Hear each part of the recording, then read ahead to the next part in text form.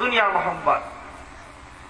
আবার যদি বলেন দুনিয়ার মহব্বত কেমনে দূর করব, নবী শিখায়া দিয়েছেন, এমন কোন জিনিস শিখান নাই, এমন কোন জিনিস বাকি নাই। নবী আমার শিখায়া দিয়েছেন কিভাবে দুনিয়ার মহব্বত, দুনিয়ার মায়া তোমার দিল থেকে দূর করবা। ক্বালা রাসূলুল্লাহ সাল্লাল্লাহু আলাইহি ওয়াসাল্লাম আকফিরু যিকরা হাযিমিল লাজ্জাতিল মাউত। তুমি অধিক অধিক পরিমাণ মৃত্যুকে স্মরণ করো, তোমার দুনিয়ার মহব্বত তোমার দিল থেকে উঠিয়া যাবে।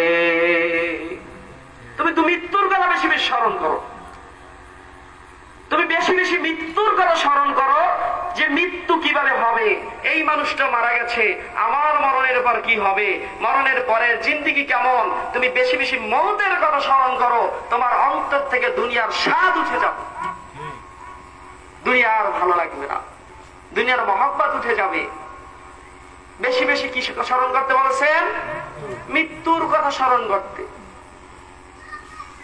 এজন্য বেশি বেশি মৃত্যুর কথা স্মরণ করা, সকাল সন্ধ্যায় মুরাকাবায় বসে কিছু সময় নিজেকে বিলায়া দেওয়া, নিজেকে কবরস্থানের দিকে ধাপিয়ে নিয়ে যাওয়া, নিজেকে কিছু সময় দুনিয়া থেকে আলাদা করা, যে ওই কবরের ভিতরে একা কেমনে রয়েছেন, আমার তো কবরের ভিতরে একা থাকা লাগবে। লাগবে কিনা বলেন? আমরা তো মনে করি আরো দেখো দাড়ি পাকছে, 70-80 বছর হয়ে গেছে, এরাও মনে করে আরো অনেক বছর বাঁচবো, মনে করে কিনা বলেন? এখনো মনে করে 60-70 বছর আরো বাঁচবো, আরো 20 বছর, আরো 10 বছর। কিন্তু চিন্তা কইরা দেখে, আপনার আমার মৃত্যুর অবস্থা যখন হবে, আপনার আমার দাড়ি পেকে গেছে, আর 20টা বছর দুনিয়ার ভিতরে থাকবো, কোনো গ্যারান্টি নাই। আছে বলেন? কোনো গ্যারান্টি নাই যে 20টা বছর আর দুনিয়ার ভিতরে থাকবেন, কেউ গ্যারান্টি দিতে পারবে না, কেউ দিতে পারবে না। আপনার আমার দৃষ্টিশক্তি কাইরা নিছে কে? আপনার আমার চোখের দৃষ্টি কাইরা নিছে কে? আপনার আমার সাদার শক্তি কাইরা নিছে কে? আপনার আমার দাড়ির ভিতরে, আপনার দাড়ির ভিতরে সাদা রং কে লাগাইল? আপনার আমার এত সুন্দর করে আমার মাওলায় বানাইল,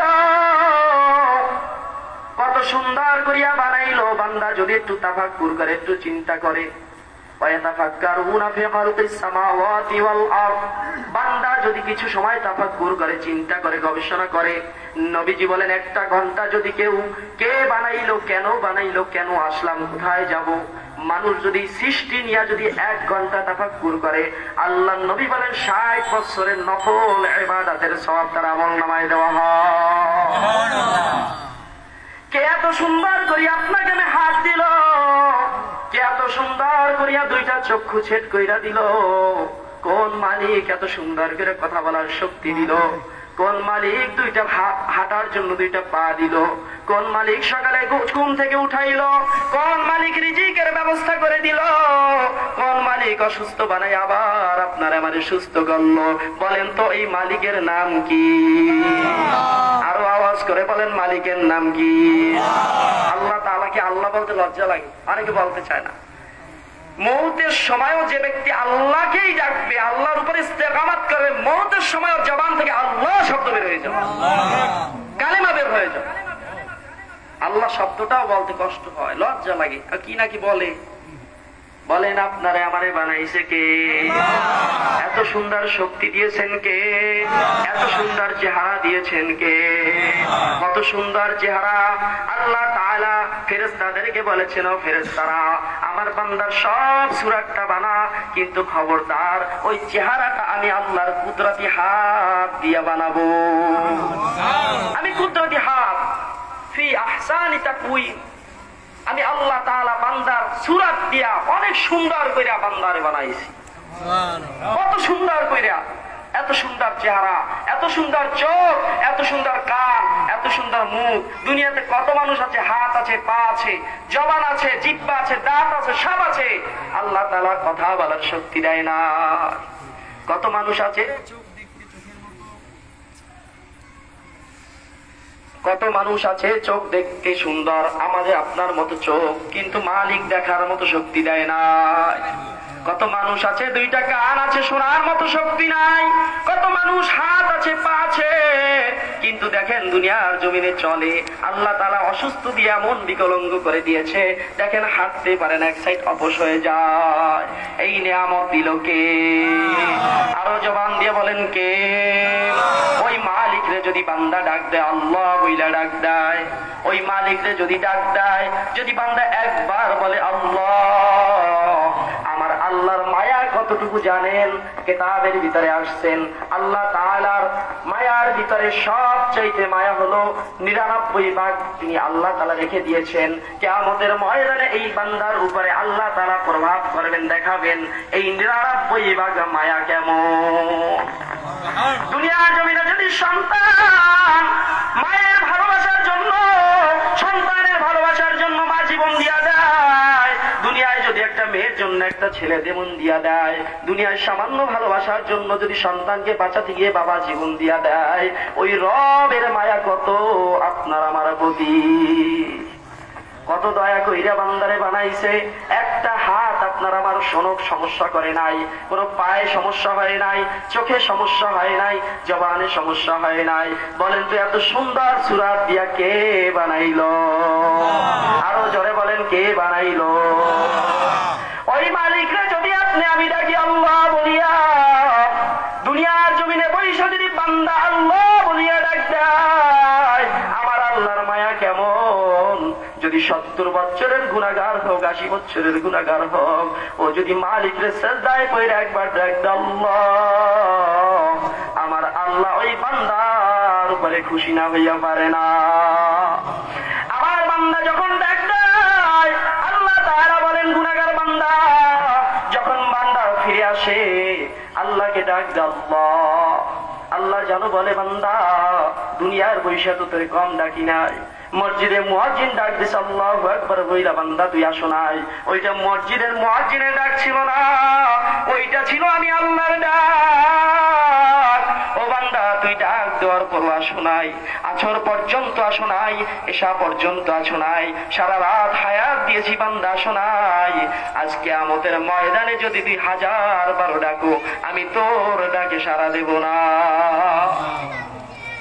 কিন্তু বান্দা যখন প্রথম ডাক দেয় দুনিয়ায় বৈশা আল্লাহ, আবার যখন ডাক দেয় আল্লাহ, ওই ডাক যদি মায়া দিয়া দেয় আল্লাহ, দুনিয়ায় বৈশা যদি মা গালি দেয় সন্তানকে, আবার কিছুক্ষণ পর যদি আইসে বলে মা, ও মা আমি অপরাধ করেছি, মা আমাকে মাফ করিয়া দাও, আর ওই সময় যদি বান্দা বলে আল্লাহ আমি অপরাধ করেছি, আমারে মাফ করিয়া দাও, মালিক গো তুমি ছাড়া কেউ নাই আমার, বান্দা যদি এইভাবে যদি সিজদায় পড়ি আমার আল্লাহরে ডাক দেয়, আমার আল্লাহ ওই বান্দার উপরে রাজি না হইয়া পারে না। একটু আওয়াজ করে বলেন আপনারে আমারে বানাইছে কে? আবার বলেন কে বানাইছে? আমরা কিছু সময় আমার মালিকরে ডাকবো, কিছু সময় মালিকের খুশি করার জন্য মালিকরে ডাকবো। এই মালিকরে কেমনে ডাকবো? নিজেকে নিজে মৃত্যুর কথা বেশি স্মরণ করে। আল্লাহ নবী মৃত্যুর কথা স্মরণ করতে বলেছেন। আমরা কিছু সময় চক্ষুটা বন্ধ করে, চক্ষু বন্ধ করলে কি হয়?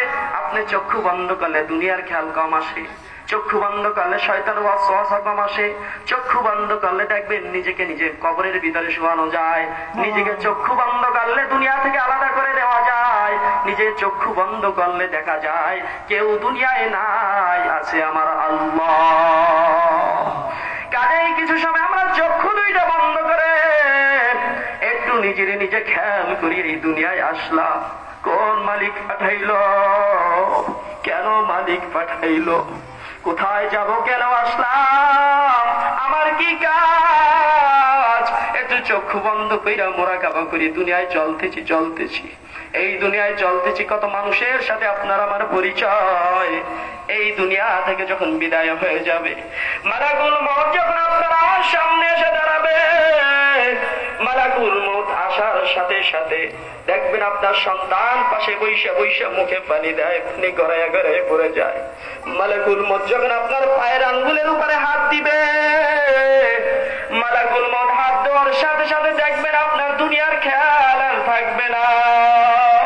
পাশে বৈশা সন্তান পরিচয় দিবে, আব্বু আব্বু তুমি আমারে চেনো, বিবি ডাক দেবে স্বামী আমারে চেনো, কিন্তু দুনিয়ার কারো প্রতি আর কোনো খেয়াল থাকবে না। মালাকুল মউত এসে যখন রূহটা কবজ করিয়ে নিয়ে যাবে,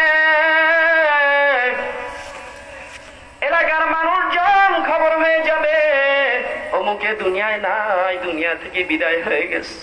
কত মানুষ বলবে কত ভালো মানুষ ছিল, কত মানুষ বলবে লোকটা খুব খারাপ ছিল। তাড়াতাড়ি করিয়া জানাজার সময় নির্ধারণ করিয়া ফেলাইবে।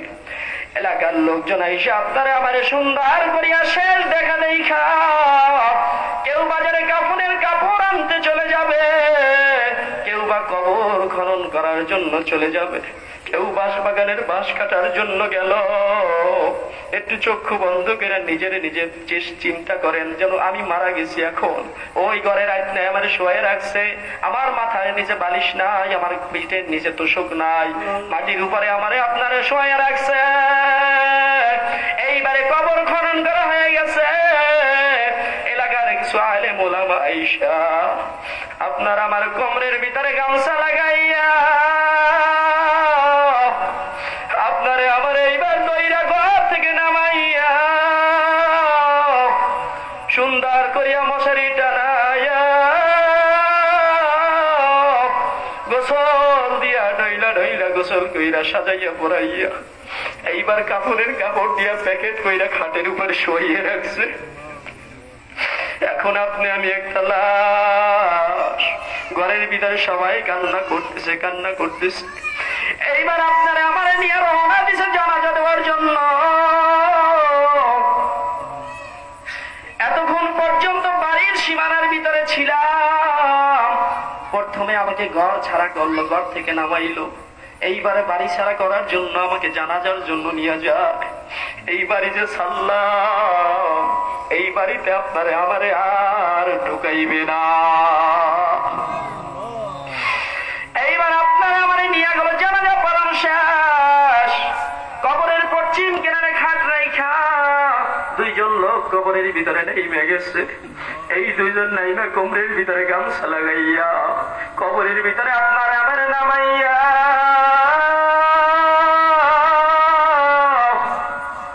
মাথার মুষ্টি খুলিয়া দিয়া কেবলার দিকে মাথাটা ঘুরাইয়া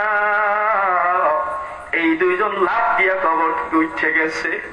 উঠার সাথে সাথে বাঁশের চালি দিয়া কলা পাতা বিছাইয়া মাটি দিয়া এমন ভাবে পাড়াইয়া পাড়াইয়া আপনার আমার কবরটা এমন ভাবে আটকাইয়া দিল, একটা ছিদ্র পর্যন্ত কবরে রাখে না। এইবার একটু খেয়াল করেন, আমার ডান দিকে মাটি, বাম দিকে মাটি, সামনে মাটি, আমার পিছনে মাটি, উপরে মাটি, নিচে মাটি। আপনার আমার যাওয়ার কোনো জায়গা নাই, কোনো সাথী নাই, কোনো বন্ধু নাই, কোনো বাতি নাই। কবরের ভিতরে আপনার আমার কেউ নাই, কেউ নাই। ওই কবরে কোনো সাথী নাই, কোনো বন্ধু নাই। কবরে রাখার সাথে সাথে ফেরেশতারা এসে দাঁড়াইয়া যাইবে। যেই ব্যক্তি দুনিয়ায় বসে আমার আল্লাহরে আল্লাহ বইলা ডাক দেবে, ওই ফেরেশতারা আসার সাথে সাথে আমার মাওলায় ডাক দেবে, ও ফেরেশতারা আয় আয়। ওই বান্দা দুনিয়ায় বসে আমারে ভোলে না, ওই বান্দা দুনিয়ায় বসে আমি আল্লাহরে আল্লাহ বইলা ডাক দিল, ওই বান্দা আমারে ভোলে নাই। আজ মুসিবতে আমি আমার বান্দারে বলবো না, ও ফেরেশতারা আয় আয় আয়, আমার বান্দারে একটু আল্লাহ বইলা ডাকতে দে। আর না পারমান বেঈমানের কবরের ভিতরে এমন আযাব শুরু হইয়া যাইবে, ওই কবরের ভিতরে আগুনে ভইরা যাইবে, সাপ বিচ্ছু আইসা ভইরা যাইবে। বলেন ওই কবরের ভিতরে আপনার আমার থাকবে কে? আরো জোরে বলেন, কে আপনার আমার বন্ধু হবে? তাই কিছু সময় আমরা এবার মালিকরে ডাকবো, যেন আমরা এমন ভাবে মাওলারে ডাকবো, আমার মাওলা আমার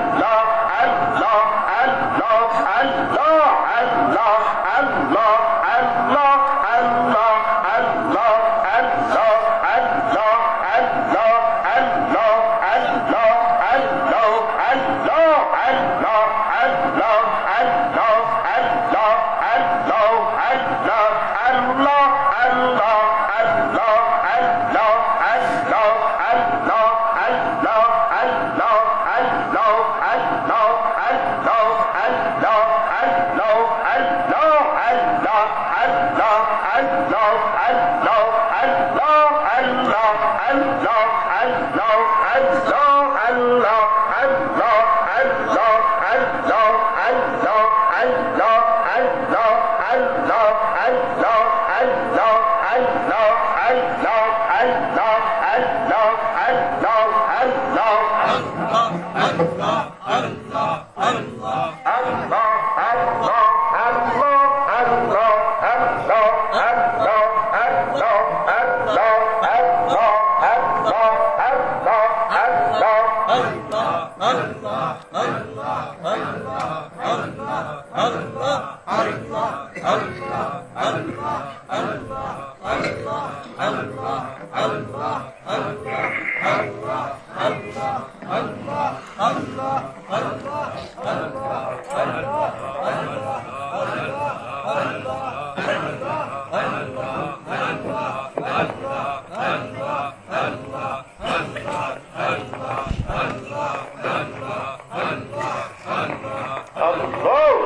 Allah, Allah, Allah.